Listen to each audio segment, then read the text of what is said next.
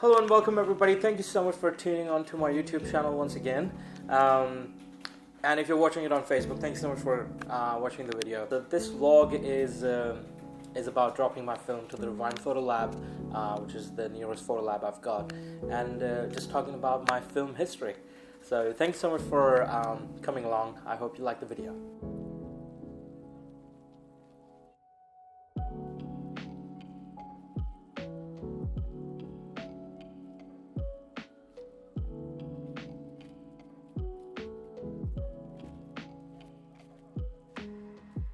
When I got to the Divine Photo Lab, I realized they were letting at max 4 people in the photo lab. So when I got in, I was able to give them my films, pay for it right then and there, and take off.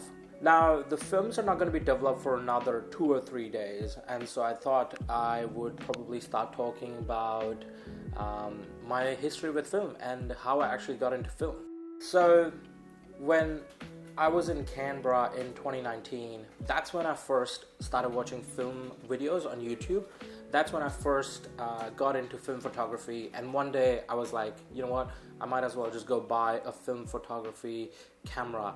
So I bought a Pentax ME, a 50mm lens on that, and I really didn't know how to use the camera for the first 6 or so months. As you can see from the photos, you can see most of them were either underexposed or overexposed, and I was just either getting lucky or just messing up the whole film. It was not until I moved to Sydney in 2020 and got my first couple of films developed, I realized what the whole process of film shooting on film is like. There are actually 2 reasons why I'm making this video.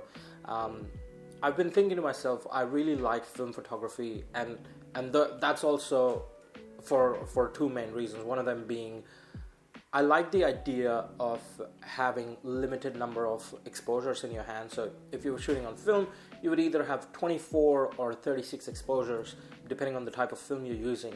And that really adds more value to each exposure, each frame.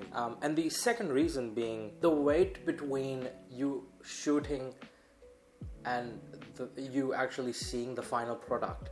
I think there's something really interesting about that. Now that in today's world we can take a picture and we see the product right there, the whole process of shooting a whole reel, which is 24 frames, over 4 days or a 7-day or a month period, and then getting it developed, which will take another couple of days.